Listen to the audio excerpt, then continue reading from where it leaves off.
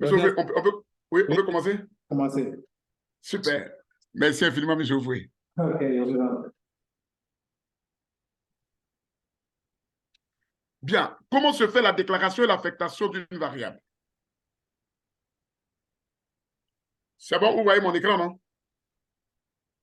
Mais je voulais vous montrer au tableau. J'aimerais vérifier quelque chose, s'il vous plaît. Le tableau, on parlait de.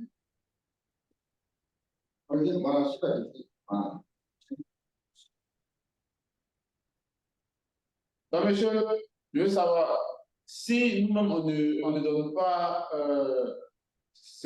la valeur là. Lorsqu'on met peut-être int, le système va savoir que va connaître déjà l'intervalle. Tranquille, tranquille. Il ne faut même pas bavarder, tranquille. C'est bon, monsieur. Ne cherchez même pas à donner intervalle à quoi que ce soit. Vous, ce que vous faites, quand vous définissez votre variable, soit vous faites une affectation, ou bien vous faites la déclaration simple. Je prends peut-être un exemple. Si vous voulez manipuler l'âge d'un étudiant, j'ai dit ici, soit l'âge de mon étudiant, je l'appelle peut-être int, et puis j'appelle âge. C'est fini. C'est fini. Soit je le fais comme ça, ou bien je peux faire une affectation au début. L'affectation au début, on appelle ça une affectation par défaut. Elle dit, je fais int, âge, et puis je mets égal à 25. Donc, le système dit que la variable âge là, excusez-moi, la variable âge là possède, prendre, si vous voulez, par défaut 25. OK. C'est tout. Donc, ce qu'il vient de faire, je viens de faire et la déclaration et l'affectation à la fois. L'autre, j'ai fait plutôt la déclaration, mais je n'ai pas fait l'affectation. Ma préoccupation, c'est au niveau des intervalles. Les intervalles, ne vous gênez pas. Ce n'est pas à nous de préciser les intervalles dans le développement. Dès que je mets int, déjà, le système sait que le int, il part de tel à tel.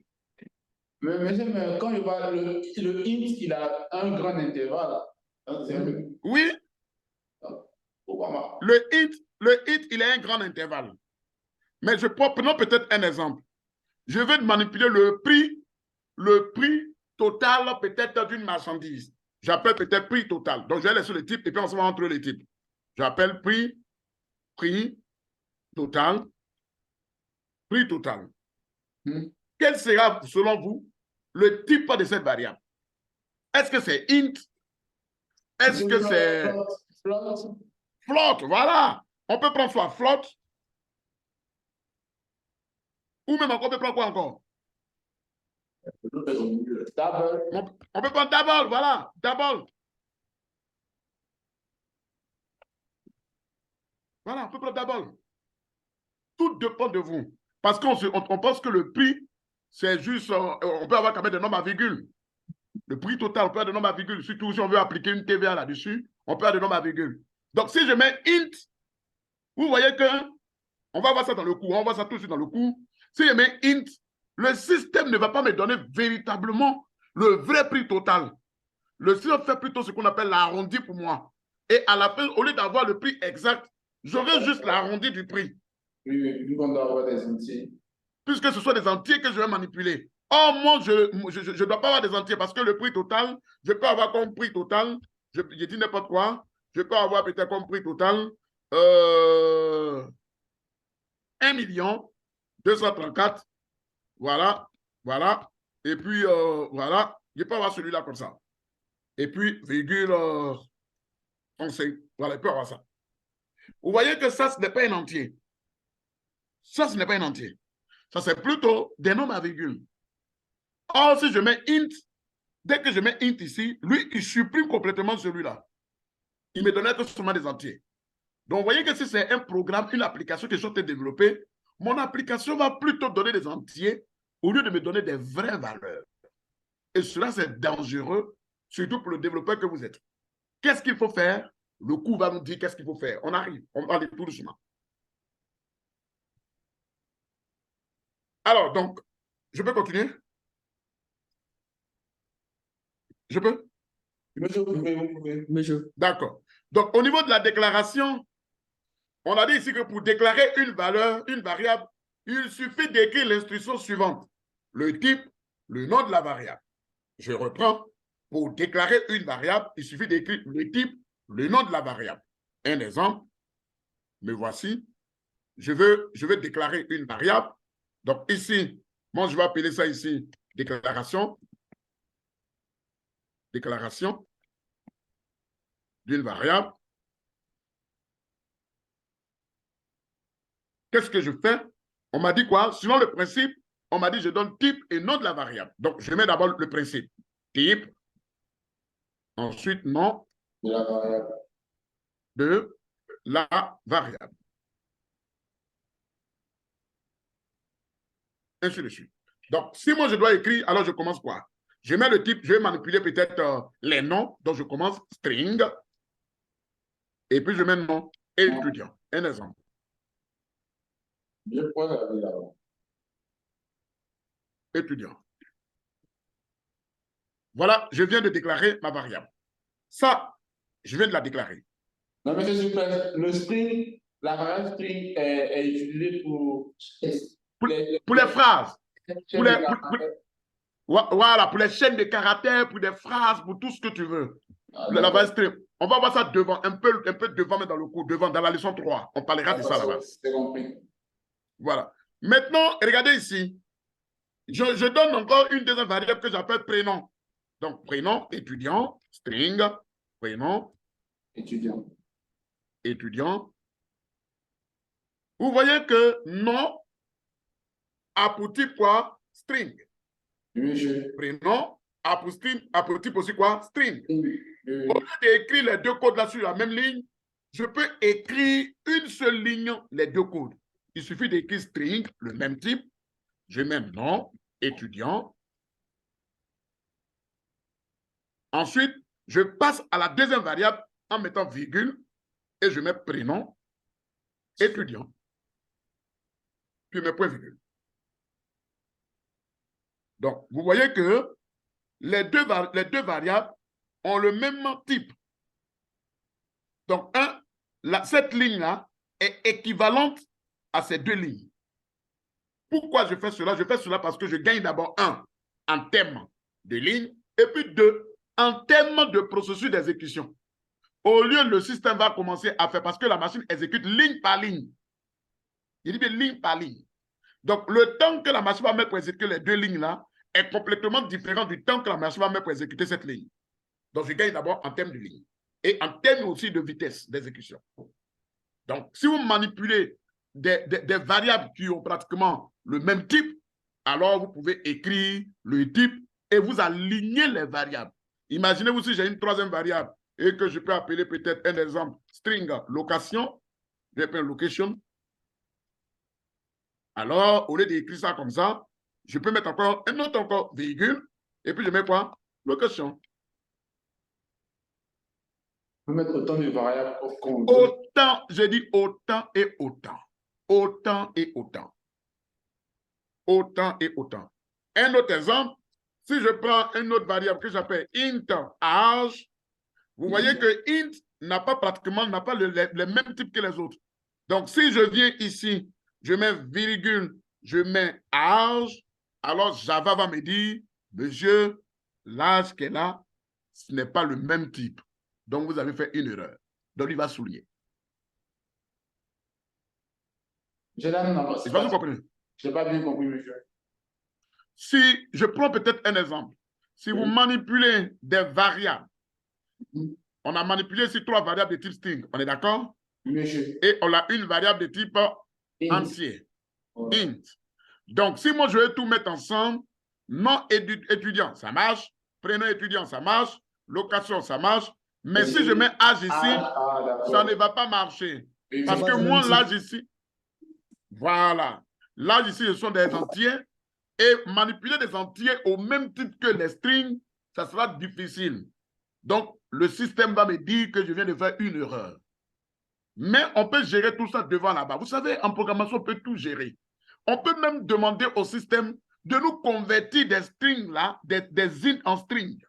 On peut lui demander ça. On appelle ça, on fait... Monsieur, oui.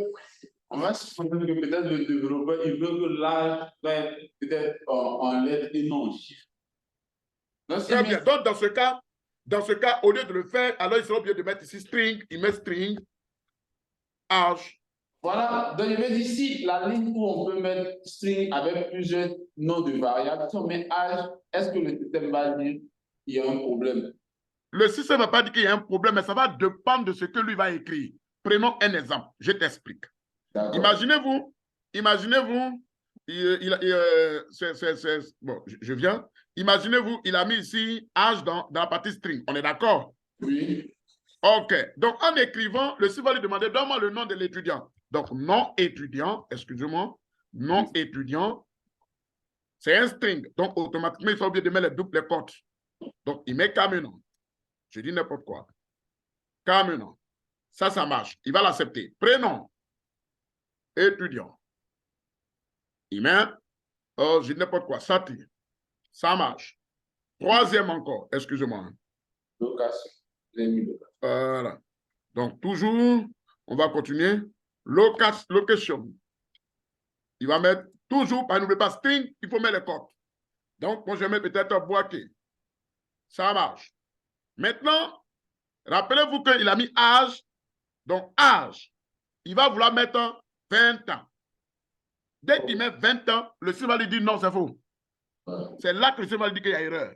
Mais monsieur, dans le cas où il met les traits de code et puis il met 20. Voilà. En ce moment, il va mettre maintenant, il faut qu'il mette ça. Les doubles codes. Et le système va considérer que ça devient un string pour lui. Voilà. En ce moment, il peut le prendre. Mais imaginez-vous, le développeur, là, lui, il n'est pas dans le fait de mettre là parce qu'on ne sait jamais, on peut calculer avec les âges. Bien sûr, on peut faire des calculs. Donc, avec les calculs, si tu t'amuses à faire ça comme ça, devant la base, ça te crée des problèmes. Donc, voilà, il faut faire attention quand vous voulez vraiment manipuler. Parce que si vous faites ça, vous serez obligé de faire ce qu'on appelle le casting. Vous devez faire ce qu'on appelle le cast de la variable. C'est-à-dire que convertir une variable dans un autre type. Une variable qui est d'un type dans un autre type. Et on va voir ça dans le cours. Tout de suite. C'est bon? Monsieur, lorsqu'il y a une erreur, par exemple, vous avez fait plusieurs lignes et puis il y a une erreur, le système vous envoie précisément la ligne où il y a l'erreur. Le système va vous dire exactement où il y a l'erreur et quelle est la ligne où il y a l'erreur. C'est ce qu'on appelle le debug. Le système va débugger complètement votre ligne. Donc, il va faire ligne par ligne. Et va vous dire, il y a erreur à telle ligne, allez-y regarder. Et vous allez voir vous-même. On va y arriver tout de suite. C'est bon? Oui, c'est bon. Super. Continuons maintenant avec la notion de variable. Donc, c'est ce que j'ai expliqué. J'ai dit, vous avez, soit vous écrivez type, nom de la variable 1, nom de la variable 2, et ainsi de suite. Au niveau comment on appelle de l'affectation. L'affectation, c'est ce qui est là. Voilà, vous mettez le nom de la variable, vous mettez la valeur, vous pouvez mettre le nom de la variable, et puis l'expression. C'est tout. Prenons un exemple. Vous avez int A, car c'est, voilà, dans le int A, on vient de déclarer une variable, on ne l'a pas affectée, car c'est, et on l'a déclaré et on l'a affecté, la variable note prend le type double, et on l'a déclaré et on l'a affecté. Ça, c'est très important. Java est un langage très rigoureux sur le typage des données. N'oubliez pas, il est mis en rouge pour vous. Java est un langage très rigoureux sur le typage des données. Donc, ne pensez pas que vous pouvez écrire ce que vous voulez. Non. Il est interdit d'affecter à une variable la valeur d'une variable d'un type différent si cette seconde variable n'est pas explicitement transformée. Je vous explique. Prenons l'exemple 2. Ce bout de code suivant donnera une erreur lors de la compilation. La variable A prend à pour quel type? Le type int. La variable B a pour quel type? Le type double. On est d'accord? Oui. Le type int veut dire qu'on manipule des entiers. Le type double manipule des nombres à virgule. Et vous mettez en troisième ligne A égale à B. C'est faux. De vous à moi. C'est faux.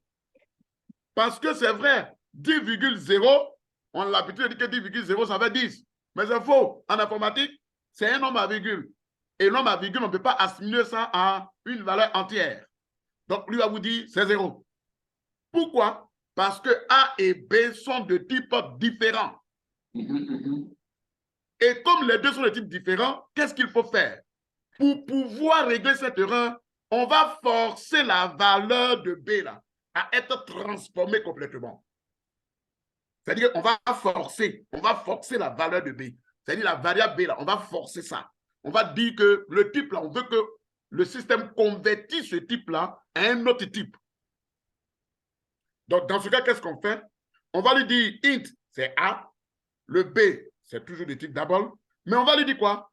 A est égal à, entre parenthèses, int et puis B. Ça veut dire quoi? On dit au système de transformer le double là en int. C'est-à-dire, on lui dit ça. On dit transforme le double là en int. Donc, lui va transformer les 10,0 là en une valeur entière qui va donner quoi? 10. En ce moment, comme cette valeur-là est entière, on peut dire que A est donc égal à B. Voilà comment ça se passe. Il faudrait dire forcément que A est égal à B. Il pouvait directement affecter la valeur A à 10 automatiquement. Non. Non, c'est pas déclaré ça. Non, je vais ça. Mais vu qu'après, on va demander au système que B soit le même type que A en fait. Donc, dès la première ligne, on peut dire int A et puis A est égal à 10 automatiquement. Au lieu de faire Je comprends ce que tu es en train de dire. C'est l'expression du coup.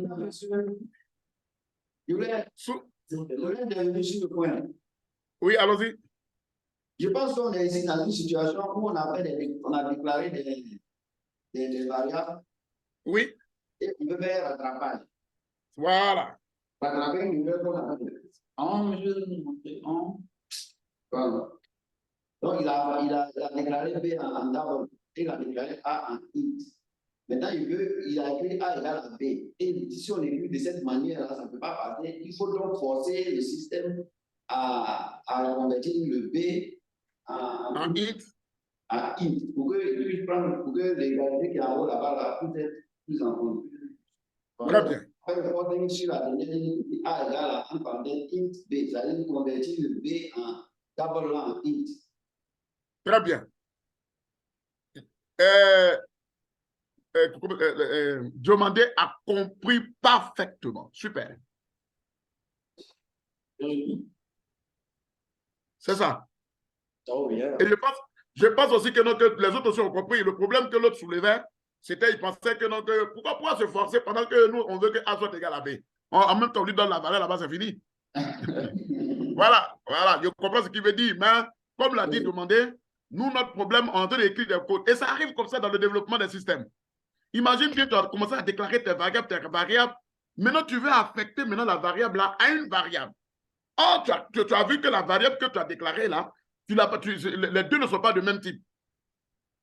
Ah oui. Je vous explique. Je vous explique. Allons-y encore, je vous explique.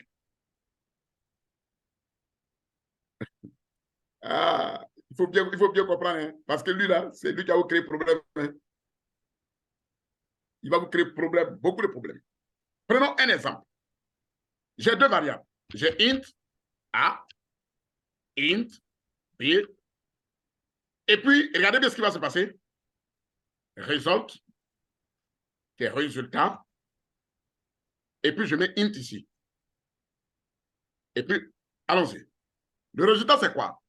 Le résultat, c'est en fait la division de A par B. OK. Le résultat, c'est la division de A par B. OK. Mais qui doit être entier. À votre avis, le résultat, il est bon ou il n'est pas bon? Monsieur n'est pas bon. Pourquoi? Monsieur, lorsqu'on fait A divisé par B, il se pourrait qu'on ait des nombres à virgule. Pourtant, ce qu'on a utilisé pour résultat, c'est int, qui est entier. Donc, très bien. Double. Très bien. Donc, ce qui veut dire qu'on va prendre des double ici. Ouais, double. Ou si on veut, on peut toujours garder ici le int. Maintenant forcé. Mais ici, on va le forcer pour que ça donne du int.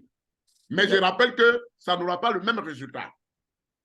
Puisque le système va va convertir complètement le résultat en entier. En entier. Donc, si le système, si on obtient peut-être 2,33, tu vois qu'il va convertir 2,33 en entier, qui va donner environ peut-être 3.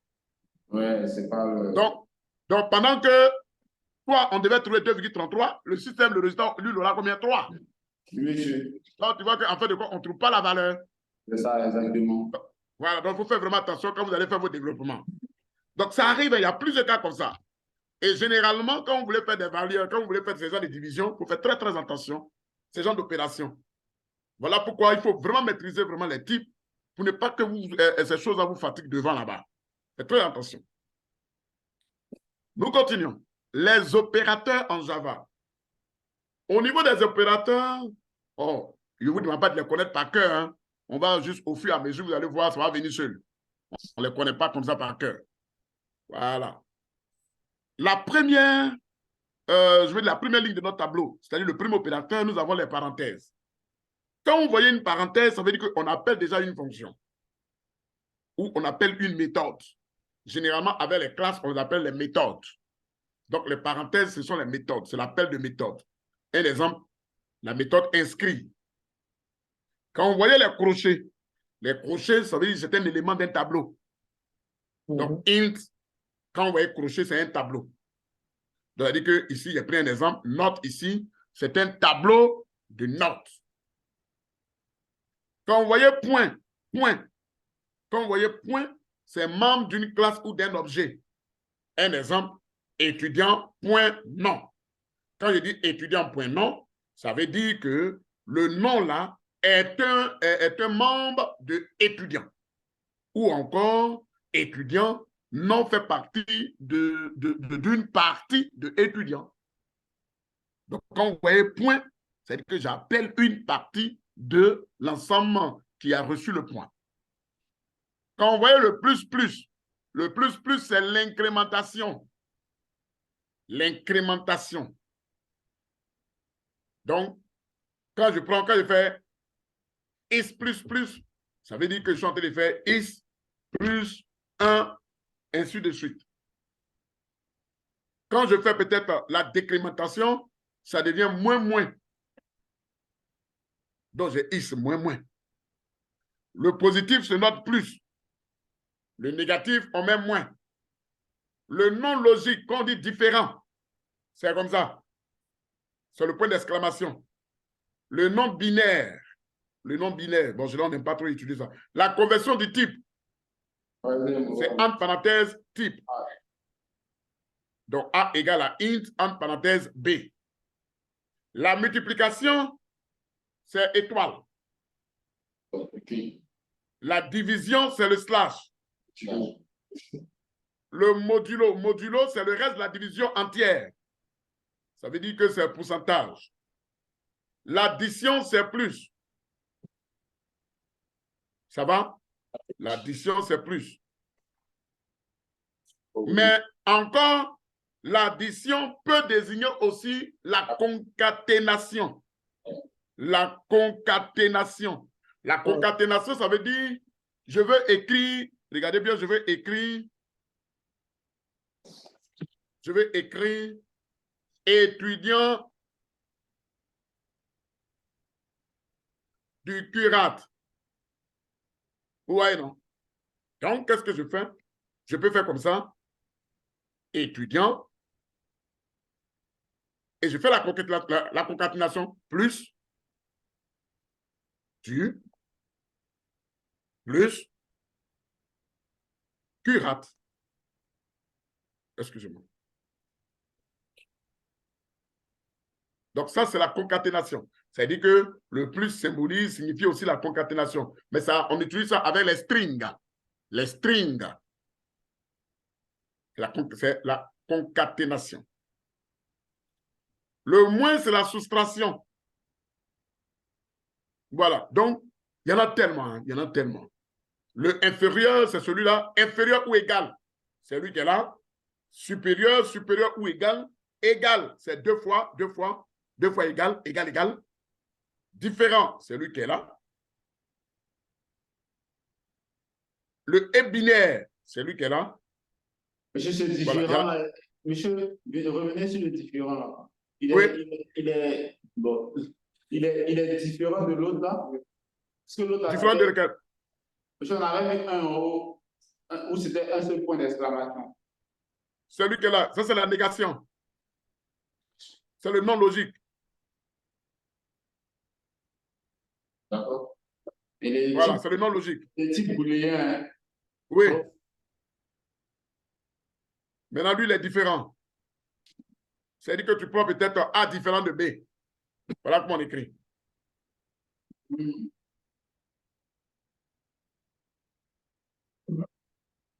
Ça, c'est le E logique. Ça, c'est le E binaire. Ça, c'est le E logique. Ça, c'est le OU logique. Tout ça, on va voir au fur et à mesure. Vous savez, il y a des choses qu'on n'a pas besoin de bosser. Quand vous faites, ça vient tout seul. Voilà, ça vient tout seul. Voilà, au fur et à mesure, ça vient seul. Voilà, ça vient seul. Ça, c'est l'addition et affectation.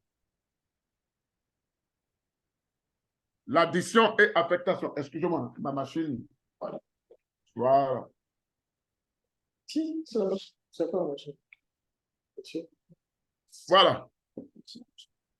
Chacun voyait le plus égal, c'est l'addition et l'affectation.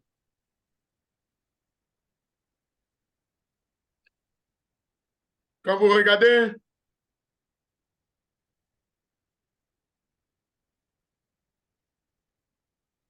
le moins égal, c'est la soustraction et l'affectation. Il y a un exemple même qui est là. Quand vous écrivez, regardez bien. Quand vous écrivez âge est égal, quand vous faites peut-être plus égal à 2, donc quand vous faites ça, suivez bien, ça veut dire la variable âge reçoit âge plus 2. Est-ce que ça veut dire? C'est comme une incrémentation. Voilà. C'est comme une incrémentation, mais sauf que c'est une incrémentation, mais affectée à la même variable. Okay. Voilà. Ça veut dire, je prends peut-être un exemple. Suivez. J'ai âge ici est égal à 20. C'est bon? Oui. Et la deuxième ligne, je mets âge est égal à âge plus 2. Question pour tout le monde. Que devient la nouvelle valeur de âge? 22. 22. Voilà. Ça devient 22. La nouvelle valeur de âge devient 22. Ne pensez pas que la valeur de âge sera 20. Non, hein? C'est toujours 22. Voilà. Maintenant, allons-y encore. Si j'écris encore âge est égal, je mets ici moins égal à 3. Quelle est donc la valeur de âge? 17. Pardonnez? 17. Non, monsieur. Jamais. 19. Ça fait 19. On prend en compte les 22 là. Ok. Voilà, on prend encore le 22. Lui, excuse-moi pour le terme, lui, il est déjà mort, c'est fini, il n'est plus dans le jeu. Oui, il est fini pour lui. C'est une bonne valeur. Oui. Donc, lui, il ne considère que cette valeur-là maintenant, au fur et à mesure. C'est bon? Oui, je sais. OK. Donc, il faut vraiment faire très attention. On appelle ça les opérateurs et l'affectation à la fois. Généralement, on a beaucoup utilisé ceux-là. Parce que ça va aller très vite. Très, très vite. Dans le codage. Question avant qu'on ne continue vers la communication d'une information.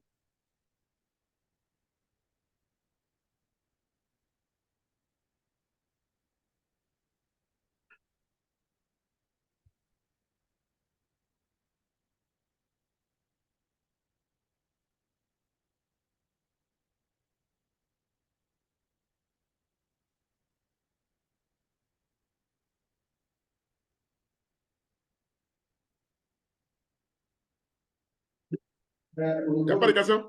Oui, il y a une question. Question de Oui. compréhension. Je revenais sur les variables, les noms entiers. On avait les intervalles. Oui. Bas,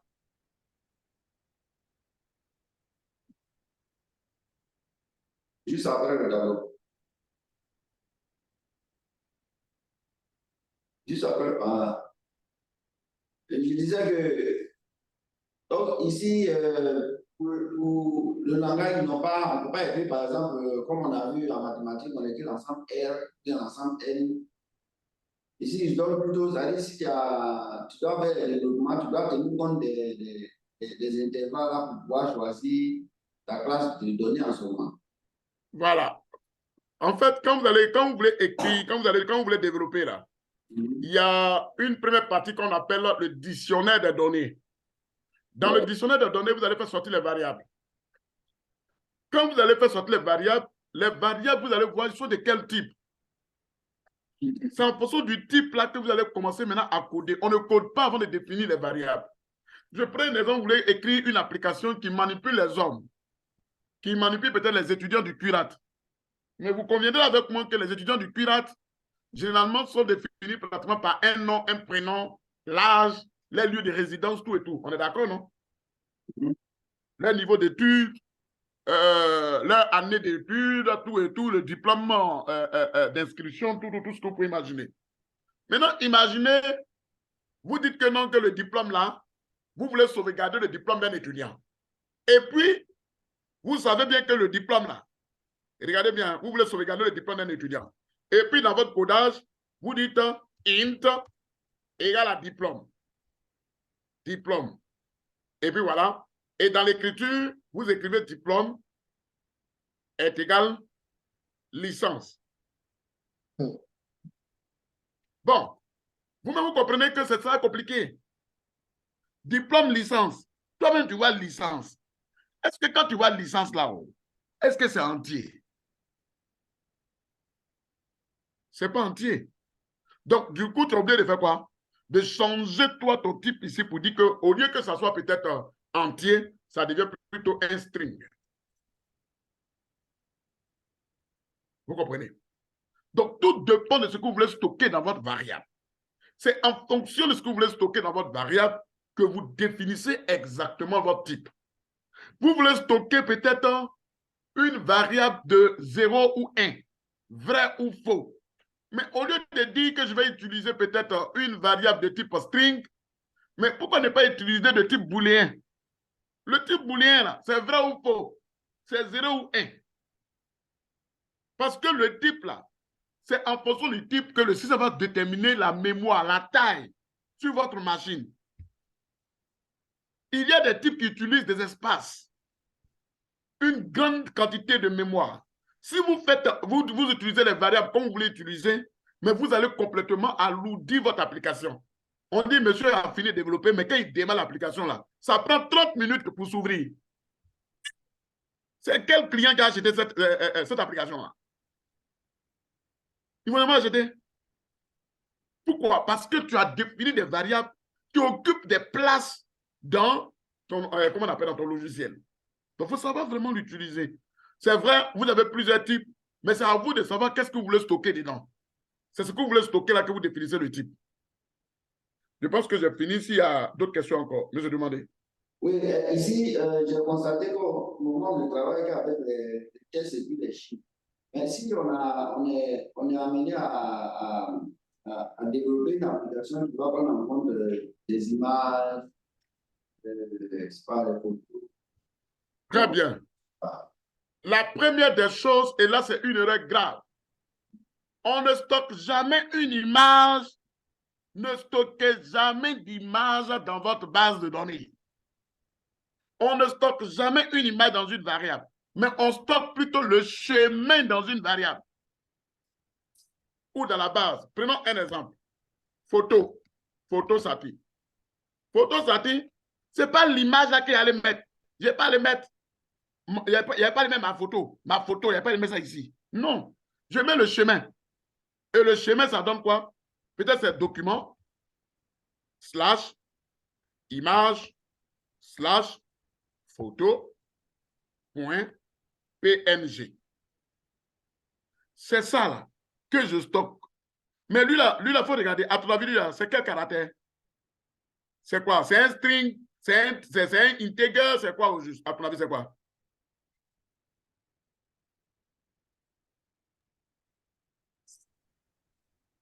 Même le bloc, oui. Non, ça passe. Ça m'entend. Ça passe, mais C'est lui qui est coupé là. monsieur, vous entendez? Je vous entends très bien. Je pose la question. Oui. Ce que je viens de sélectionner là, à votre avis, est-ce que c'est un int, c'est un double, c'est un string, c'est un car, c'est un booléen, c'est quoi au juste? C'est un caractère. C'est le caractère. C'est un caractère. Mais c'est une chaîne de caractères, non? Vous faites une chaîne de caractères, monsieur. Maintenant, cette chaîne de caractères là, à ton avis, on peut la stocker dans quoi? Dans quel type? Dans le caractère. Dans char. Combien de string? Regardez ça, regardez vous-même ça là.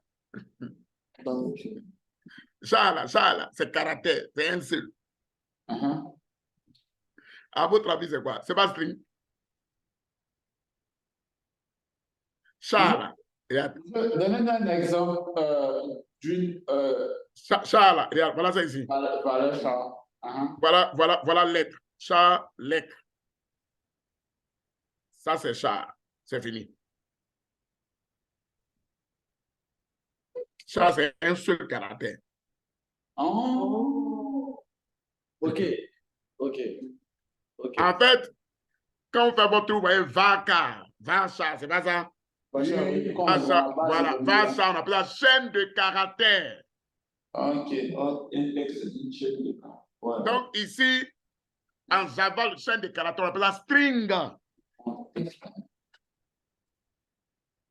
Donc, à votre avis, photo là, c'est car ou bien c'est string? Mais c'est string, c'est string. C'est string.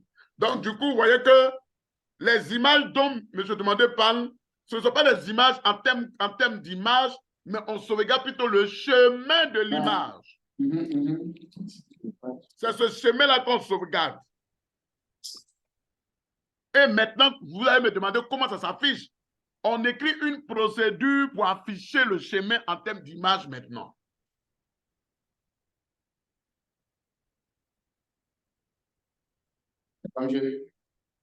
Oui. Moi, je voulais quand même comprendre cette partie parce que je vous comprendez. Donc, on va, vous allez, comme on dit, les applications cartographiques, forcément, on a des images, des dossiers à intégrer dans notre application. Par exemple, les sites qu'on a fait la dernière fois, on a dit qu'il fallait des cartes, il fallait des... Oui. Prends un exemple. Quand pour sauvegarder, là, un exemple, tu vas appeler une carte pour venir, non, c'est pas ça? C'est ça. La carte que tu vas appeler pour venir, elle est située où? Sur le disque. Elle est située dans un document sur ton disque, non?